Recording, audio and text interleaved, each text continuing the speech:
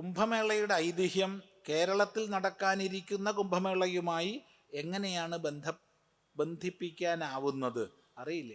അറിയാത്ത വിഷയമാണ്. അറിയാത്ത വിഷയത്തെക്കുറിച്ച് മറുപടി പറയാൻ സാധ്യമല്ല. നമ്മുടെ സംസ്കൃതിയുടെ, തീർത്തും വൈദികമായ സംസ്കൃതിയുടെ അടിസ്ഥാനപരമായ വികാസ കേന്ദ്രം എന്ന് കേരളത്തിൽ നിസ്സംശയം പറയാവുന്നതാണ് ഭാരതപ്പുഴയുടെ തീരം. ഏറ്റവും പ്രഗത്ഭന്മാരായ ശാസ്ത്രജ്ഞന്മാർ, സാഹിത്യകാരന്മാർ, ഭാഷാ വിദ്വാൻമാർ, താന്ത്രികന്മാർ, മാന്ത്രികന്മാർ എന്ന് വേണ്ട ജ്യോതിശാസ്ത്ര വിശാരദന്മാർ, വൈദ്യശാസ്ത്ര വിശാരദന്മാർ, എല്ലാ മേഖലകളിലുമുള്ള ഏറ്റവും അധികം വിദ്വാൻമാർ ഉയർകൊണ്ട ഒരു പ്രദേശമാണ് ഭാരതപ്പുഴയുടെ തീരം. അവിടെ തിരുനാവായ വളരെ പ്രധാനപ്പെട്ട ഒരു സങ്കേതമാണ്. ബ്രഹ്മാവിൻ്റെയും വിഷ്ണുവിൻ്റെയും ശിവൻ്റെയും 3 ക്ഷേത്രങ്ങൾ കൃത്യമായ ത്രികോണാകൃതിയിൽ പുഴയുടെ ഇരുകരകളിലുമായി നിലകൊള്ളുകയും അതിന് മധ്യത്തിലൂടെ, കൃത്യമായി പറഞ്ഞാൽ ഒരു ത്രികോണം വരുന്ന സമയത്ത് സങ്കല്പിക്കുക, ആ ത്രികോണത്തിൻ്റെ മധ്യത്തിലൂടെ ഭാരതപ്പുഴ സമുദ്രാഭിമുഖ്യം ഒഴുകുകയും ചെയ്യുന്ന സ്ഥലമാണ് തിരുനാവായ. അതുകൊണ്ട് തന്നെ അവിടെ ഒരുപോലെ വേദഭൂമിയാണ്, ഒരുപോലെ പിതൃഭൂമിയുമാണ്. ദേവഭൂമിയുമാണ്, വേദഭൂമിയാണ്, പിതൃഭൂമിയാണ്. പിതൃഭൂമി എന്നുള്ള രീതിയിൽ ഏവർക്കും പ്രസിദ്ധമായിരിക്കും, പിതൃകർമ്മങ്ങൾക്ക് പ്രസിദ്ധവും പ്രധാനവുമായിട്ട്. അതുപോലെ തന്നെ വേദപഠന പാഠനങ്ങൾക്ക്, വേദ ഗുരുകുലങ്ങൾക്കൊക്കെ പാഠശാലകൾക്ക് പ്രസിദ്ധമാണ് അവിടെ. ഇന്നത്തെ കണക്കിന് തിരുനാവായ ഇപ്പുറത്ത്, അപ്പുറത്ത് തവനൂർ എന്നുള്ള സങ്കല്പം വെക്കരുത്. മൊത്തം ഇരുകരകളും ഒരുപോലെ കാണണം. ആ നിലയ്ക്ക് അവിടെ വളരെ പ്രാധാന്യമുള്ള സങ്കേതമായിരുന്നു. ഒട്ടനവധി ദേവസ്ഥാനങ്ങൾ ഉണ്ടായിരുന്നു. പക്ഷെ ആ ദേവസ്ഥാനങ്ങളിൽ ഭൂരിഭാഗവും നശിപ്പിക്കപ്പെട്ടു. ഇന്നും അവിടെ പ്രധാനപ്പെട്ട ചില സ്ഥാനങ്ങൾ, മണ്ണിനടിയിൽ ദേവസ്ഥാനങ്ങളുണ്ട്. വ്യക്തമായി പഠനത്തിൻ്റെ അടിസ്ഥാനത്തിൽ അറിയുന്നതാണ് പറയുന്നത്. വലിയൊരു ഓട്ട് കമ്പനിയുടെ അടിയിലടക്കം ദേവസ്ഥാനം കിടക്കുന്നുണ്ട്. കാലക്രമേണ അവിടെ പ്രസിദ്ധമായി മാമാങ്കം എന്നത് നടന്നു. മാമാങ്കം എന്ന പേരിൽ തിരുനാവായ അറിയപ്പെടുകയും ചെയ്തു. എന്താ മാമാങ്കം? അത് അധികാര സ്ഥാപനത്തിന് വേണ്ടി വള്ളുവനാടും കോഴിക്കോടും, സാമൂതിരിയും വള്ളുവനാട് ഭരണാധികാരികളും തമ്മിലുള്ള മത്സരത്തിൻ്റെ ഭൂമികയാണ്. അവിടെ ചാവേറുകളുടെ സ്വയം രാജ്യം വീണ്ടെടുക്കാനായി കൊണ്ട് നശിക്കാൻ വരുന്ന സന്ദർഭമാണ് എന്നൊക്കെ നമ്മൾ ചരിത്രത്തിൽ മനസ്സിലാക്കിയിട്ടുണ്ടാവും. എന്നാൽ എന്തുകൊണ്ട് അവിടെ മാമാങ്കം വന്നു? എന്തുകൊണ്ട് മറ്റൊരു പ്രദേശം തിരഞ്ഞെടുത്തില്ല? ഇത് ചിന്തിക്കേണ്ടതാണ്. അവിടെ അങ്ങനെ വരണമെങ്കിൽ ഒരു കാരണം വേണ്ടേ? ആ കാരണത്തിലേക്ക് നമ്മൾ പോകുമ്പോഴാണ് മാഘമാസത്തിലെ മകം നക്ഷത്രത്തിന് സർവദേവതാ സാന്നിധ്യവും ആ നദിയിലുണ്ട് എന്നുള്ള വിശ്വാസത്തോടു കൂടി ജനങ്ങള് വിവിധ പ്രദേശങ്ങളിൽ നിന്ന് എത്തിച്ചേർന്ന് അവിടെ കുളിക്കുന്ന, അതുപോലെ യതീശ്വരന്മാർ എത്തിച്ചേർന്ന് കുളിക്കുന്ന ഒരു സന്ദർഭവും അതിനോടനുബന്ധിച്ച മേളകളും ഉണ്ടായിരുന്നു. ആ മേളകളാണ് ഈ മാഘമക മഹോത്സവം എന്ന പേരിൽ അവിടെ സംഘടിപ്പിക്കപ്പെട്ടിരുന്നത്. ഈ വിഷയങ്ങളൊക്കെ മാമാങ്കത്തെക്കുറിച്ച് കൂടുതൽ പഠിക്കാൻ വേണ്ടി മുന്നോട്ട് വന്ന ചിലര് മനസ്സിലാക്കി.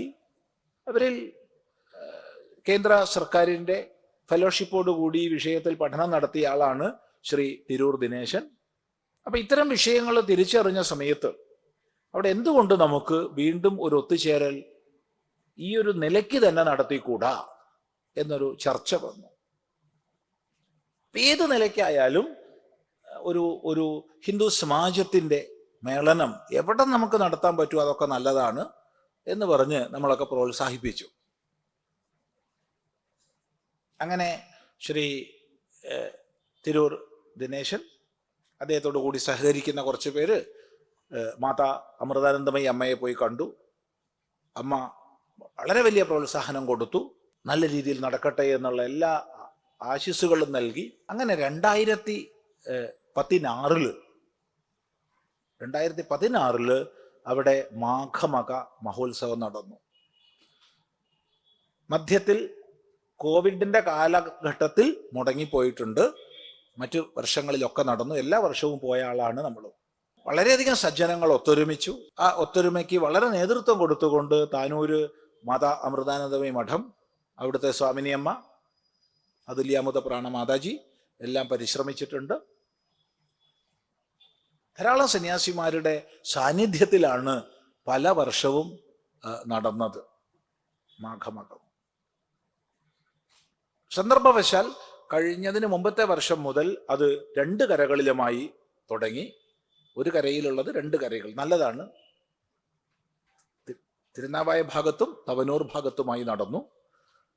ഈ വർഷം നമ്മുടെ വളരെ പ്രിയപ്പെട്ട മഹാമണ്ഡലേശ്വർ ആനന്ദവനം ഭാരതി സ്വാമികൾ അതിൻ്റെ സംഘാടനവുമായി ബന്ധപ്പെട്ടു. അതിന് പുതിയൊരു മാനം കൊടുത്ത് അത് വലിയൊരു ഒരു മഹോത്സവമായി നടത്തുന്ന രീതിയിലേക്ക് ആലോചനകൾ വന്നു. ആ ആലോചനകൾക്കനുസരിച്ച് ഇരു കരകളിലും വളരെ ഭംഗിയായി കുംഭമേളയ്ക്ക് സദൃശമായി, കുംഭമേള എന്നുള്ള വാക്ക് ഉപയോഗിക്കരുത്, കുംഭമേളയല്ല, ഒരിക്കലും കുംഭമേളയല്ല. കേരളത്തിൽ കുംഭമേള എന്ന് നമ്മളാരും പറഞ്ഞിട്ടില്ല, സന്യാസിമാരും പറഞ്ഞിട്ടില്ല. മറിച്ച് കുംഭമേളയ്ക്ക് സദൃശമായി കേരളത്തിലെ കുംഭമേള എന്ന് പറയാൻ കഴിയുന്ന രീതിയിൽ നമുക്കിത് നടത്തണം എന്നുള്ള ആലോചനയാ വന്നത്. അതുകൊണ്ട് കുംഭമേളയല്ല, പ്രത്യേകം ശ്രദ്ധിക്കുക.